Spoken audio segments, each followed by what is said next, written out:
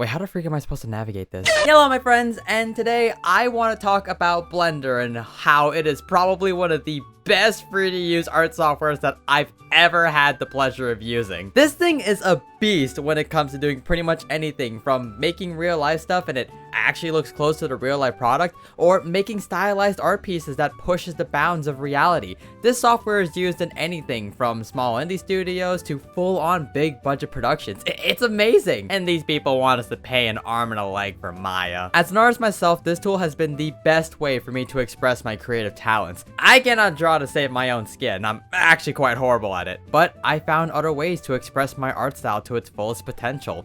One of those softwares was actually Adobe Illustrator for a time, thanks in part that it came with my college tuition plan. I used to use Adobe pretty religiously until it became the greedy, soulless corporation using AI for the wrong intended purposes. And ever since then, I've switched to Affinity for drawing and DaVinci Resolve for editing, to which if you are not using DaVinci to edit your videos and you're a YouTuber, what the heck are you doing? It's literally free. But this isn't a sponsor about DaVinci or talking about DaVinci. I don't even know if I can make a whole dedicated video talking to DaVinci if I'm gonna be frank. Coming back to Blender, it's a software that leaves me speechless on its potential and how I'm learning so many new techniques almost every day when it comes to using it. And given my 3+ years of experience with Blender, throw that on a resume, I'd like to share my story from how I went from being intimidated by the home menu to building projects that I never would have thought to be possible, and have countless people question if these builds are real or not. I mean, seriously, I keep getting that as a compliment, and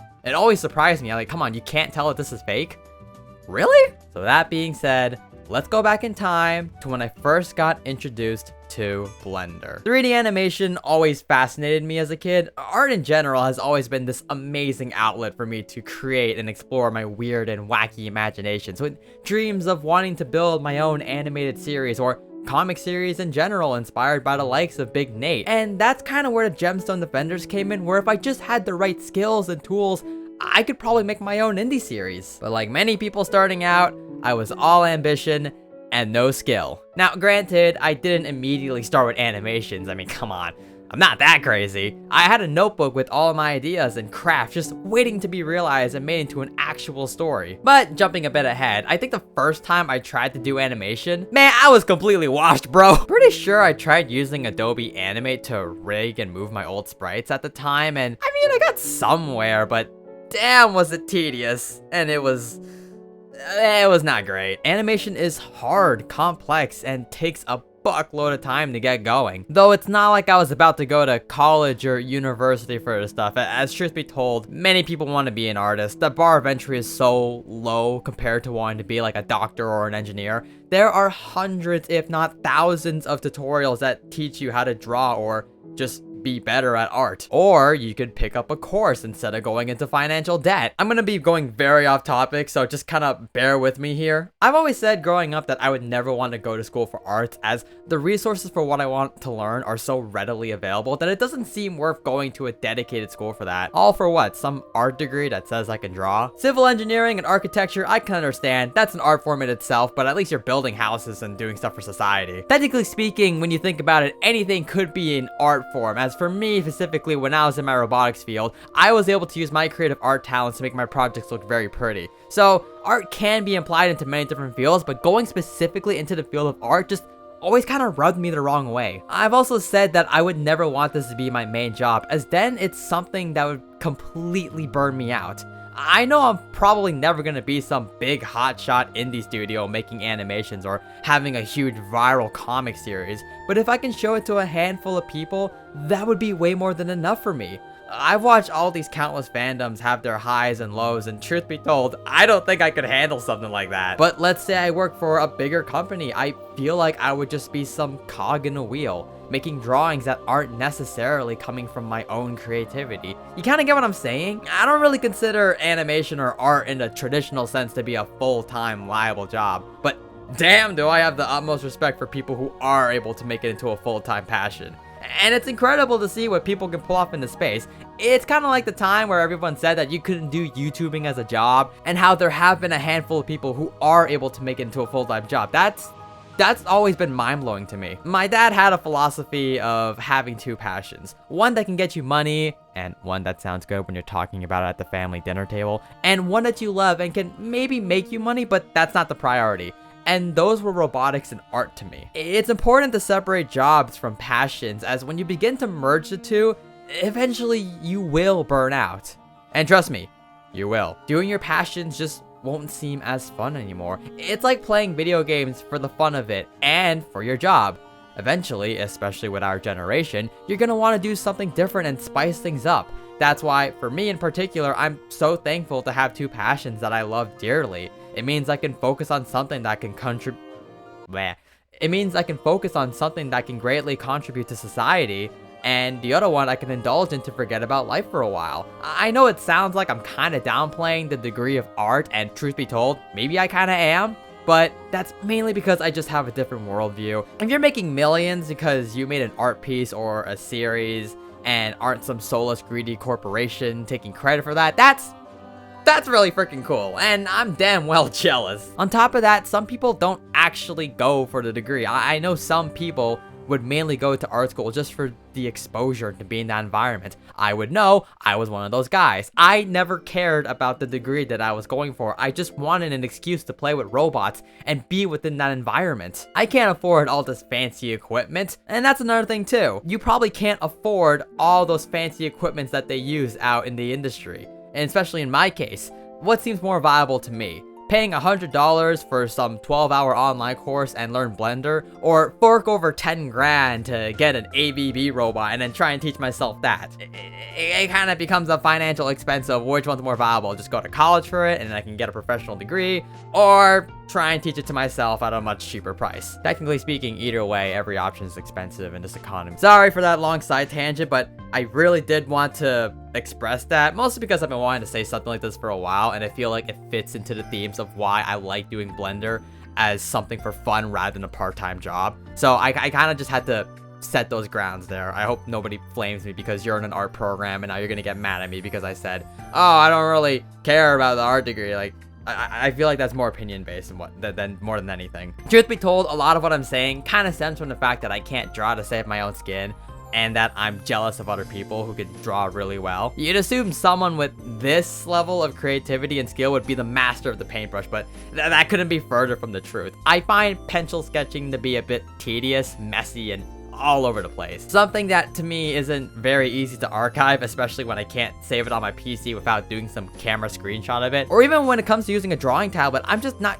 good enough to use it, nor do I feel any real passion to learn it. And yeah, part of that is on me, but trying to teach myself to it, I haven't found a rhythm for it.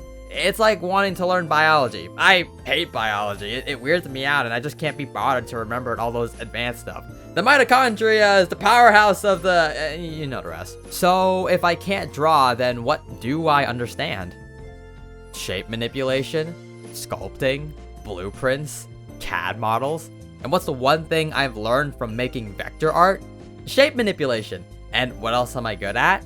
Computers! I can envision what I want to make and then use computers to design it from scratch. Not using AI to generate the final result! Quick vent insert here. Look, I really love AI. It's an amazing tool with the work that I've done outside of art. But people using it to bring back people from the dead and then using it as a final product is dystopian at best and downright maniacal at worst. I actually really do want to make a video talking about AI and my stances on it, so if you'd like to see a video on that, then subscribe so I can be more motivated to do so. I know my story isn't similar to this one, but I actually kind of think of Mike Wazowski from Monsters University on how he tried so hard to be a scarer, but physically lacked the build to be scary. Yet it didn't invalidate everything he learned, he just needed someone who did have the build and could greatly benefit from his knowledge. That's why I really like the dual heat attacks in JoJo's Eyes of Heaven, where we just see their unique skills coming together to accomplish an absolute beatdown. That's kind of what I'm saying for me, whereas I have the skills to be creative and express all these creative talents,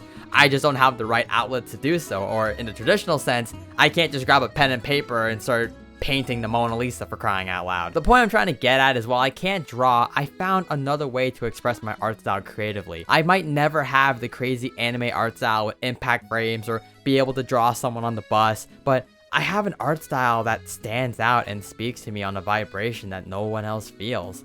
And that's what makes it so amazing to finally be in the position where I can create things using Blender. So coming back, one of the big inspirations that really kicked the momentum for me wanting to make my own animated show was Glitch Productions' Meta Runner. Only OGs will remember that series. Everything about it struck me with joy, and I wanted to recreate that. So eventually I discovered how to download Blender, and I was immediately intimidated. I have no idea what I'm doing. At first I looked at a few tutorials on how to model humans because I wanted my characters in 3D, and to the surprise of absolutely no one, I completely failed. So after being humbled, I wanted to make something easier, less human. I wanted to make the pen sword. The pen sword in the Gemstone Defenders universe is the most powerful blade in the universe, being able to create and destroy nearly anything at will, depending on a person's resolve. So the power varies from person to person. That's when I found the sword in the stone tutorial, and the first part actually teaches you the basics of Blender, as if you've never done it before. And once I got the first part done, I was like, dang, this is pretty easy. I think I'm ready to model the sword. I absolutely sucked and I gave up, eventually quitting Blender altogether. What, you think I had all this stuff figured out? Hell no! I don't remember much in between, but I think I tried many attempts to get back into it and just became demotivated around every turn. Why was that? Well, I mean, my PC kinda sucked at the time. The answer was ambition. I wanted to learn how to run before I can crawl. I wanted to build a house before I had any sturdy foundation. I had no foundation. I was trying to be a master when I wasn't even a student. So I decided to try and learn the basics of Blender, and eventually that led me to the video every Blender noob stumbles upon when they first want to learn Blender. And that was the donut tutorial. This is by far one of the more standard ways of trying to learn Blender, as it teaches you a fair bit of everything the software has to offer, from modeling, sculpting, texturing, UV wrapping, compositions, baking, rendering, all that nice stuff. And the first time I did it, I also sucked. And I gave up. I think you're starting to see the pattern here. That's the hard part about learning Blender. You will struggle a lot. I know I did. I wasn't some prodigy. I failed over and over again until I finally managed to get something going. And I practiced as much as I could to learn this software, looking at tutorials and trying to find my footing, yet I still felt directionless. But what changed that? Well, I found a new direction. I decided to make things simpler and focus on small projects. I don't know the exact timeline for this, but I think I started doing 3D modeling for my dad and did these as my first renders, and that inspired me to keep going. But what also kicked things off was the idea of using Blender to create 3D backgrounds for my comics. I'm terrible when it comes to drawing backgrounds. Terrible in general when it comes to drawing, and even tried a few times, but to no real good success. But in a canceled comic series, Gemstone Defenders Origins, I actually tried using Blender to make some of the backgrounds. And truth be told, I don't think I did as bad as a job as I thought. I should really give these models credit where credit is due, as this was the foundation for me learning how to build rooms and backgrounds in a 3D environment. I mean, looking at it now, I went from these models to the Tokyo City and Mari's side story, and now these full-on renditions of the 9-star hotel. But I'm getting ahead of myself. Through making these backgrounds, I learned new modeling techniques. I developed soft skills in the 3D space and learned better organization, and grew more attached to the software than I ever have before. Heck, I even picked up a course on one of those online learning sites and followed the tutorials where it taught me some basics, and it just allowed me to make projects like these. Simple projects like that gave me exposure to the software and stretched my creative muscles, seeing what worked best for me. And at that point, I had a foundation. I had stability. And as I pondered my own brain wondering what I could build, something clicked that would change my trajectory in 3D modeling forever. That would be my dream room.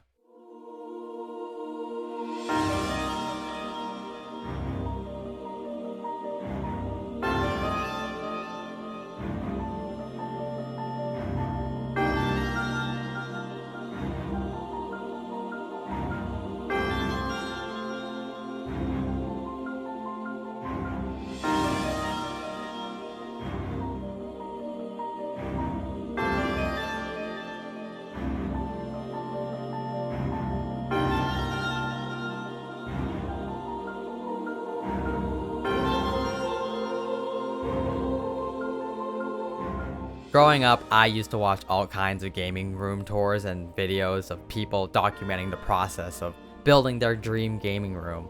And I wanted that for so long.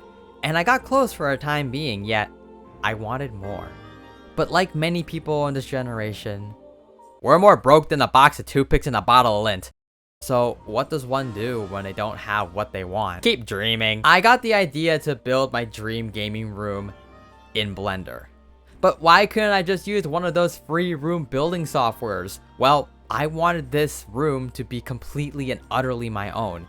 Here, I would have complete control over this room. This project would allow me to sharpen my modeling skills, texturing, rendering, and give me a greater understanding of Blender. So, the project was set and thus I began. I don't exactly remember the whole process of how I made the room. I think I just started by building simple walls to begin with. Really just mapping out the basic layout of the room, and that took a bit to get going, but I think I figured it out eventually. This was pretty simple to do given all it was just manipulating cues to make the wall. I then decided to use free assets to fill in the room as I was not technically skilled at all, and after some time I finally landed on the first ever room rendition. It isn't much, but it's honest, and the journey kept going. I made more rooms and kept refining my dream room. I even learned how to model the furniture and equipment myself, and even developed my own asset library. My skills expanded exponentially, and now I use Blender on a near daily basis just to get by with my work. This project not only increased my love for Blender, but even taught me how to optimize for games, to which I have made assets for games and threw them into Unity. Obviously, that's an oversimplification of the journey, as truth be told, I haven't documented this whole journey. This was just my timeline of on and off Blender work and having simple yet complex projects to have my very own dream house by the end of it. And my journey is still an ongoing process. But why make a room like this? What was the inspiration for it? Well, because that's literally the room I see in my dream. I dreamed of live streaming in this room, and I would talk to chat and we would have a blast, and my friends would come into the room to surprise me once in a while. And when I go to sleep, I would doze off in this exact room and feel as if the world slowed down. I almost felt like I was in a liminal space. That feeling of escapism in a world so uncertain. I feel like I've said a lot of things in this video, but you're probably still wondering why Blender isn't wholesome. And I've already answered that question. Blender is pretty hard to learn, but Blender is also what you make of it, and it sure as hell won't be easy. There are so many things I want to make, from more houses to liminal spaces and more assets for my ever-growing library. The thing that makes Blender not wholesome is that it's such a complex software with so many lingering parts moving in clockwork. Without a good foundation, you'll be left wandering forever like a victim trapped in the backrooms. It's one thing to dream, but it's a whole other story to make that dream come true. And it's not going to come to you just like that. Not everything you do is so easily obtainable. If that was the case, everybody would be doing it right now. Because of everything that I've learned, I went from struggling to model even the simplest of things to being able to physically walk around my dream room that I imported onto VR chat, degeneracy aside. And yeah, it's actually public right now, I hope. If you're curious, you can actually go ahead and see the world for yourself. I hope that by making this video, you'll feel inspired to pursue your own dreams. Stop consuming and actually make a move despite how ugly it might be at the start. If I've learned anything from getting into Blender, is that you will struggle and you will feel incompetent and that you're not good enough. And that can really be said for almost about anything. We're not perfect from the jump. And heck, we'll never be perfect, but we can damn well be better than what we were a few weeks ago. This video was pretty hard to make. I'm going off script a little bit, and I don't know, when I was writing the script, there were so many things that I wanted to talk about, from just the Blender journey as a whole to all the things that I've made, and it's really hard to compile all those years of experience into a smaller condensed video. And I also wanted to make it a little less edited, because this is just one of those more personal videos to me where I get to reflect on how far I've come and all the things that I've made, and it's something that I want to keep pursuing. This isn't something that's like a dream job. Well, I mean, it is, it kind of is a dream job. I'm gonna be honest with you. If I could do this as a job for like the next 10 years or so, I think I'd be super happy. Because I get to make stuff that I'm really passionate about, and I get to make money off of it, which is honest. That's the dream, isn't it? Right? To be able to enjoy your job. Though, I think especially with us these days, it's kind of hard for us to stick with one thing for such a long period of time before wanting to do something else. So I'm not sure how long that sentiment would stay. But for the time being, I'm very glad that I'm in the position that I'm in right now, where I can just make anything to my heart's content, and I don't really need any other external softwares. I could just think it and try and make it, get the reference images, and get to work. It wasn't easy getting to this position, but it took time, patience, and effort, and I'm pretty sure if you were to put in the same effort, you can at least get somewhere to where I was. Anyways, that's my off-script ramble. Thank you all so much for watching. Don't forget to like and subscribe, and with all that being said, I'll catch you in the next one. Take care.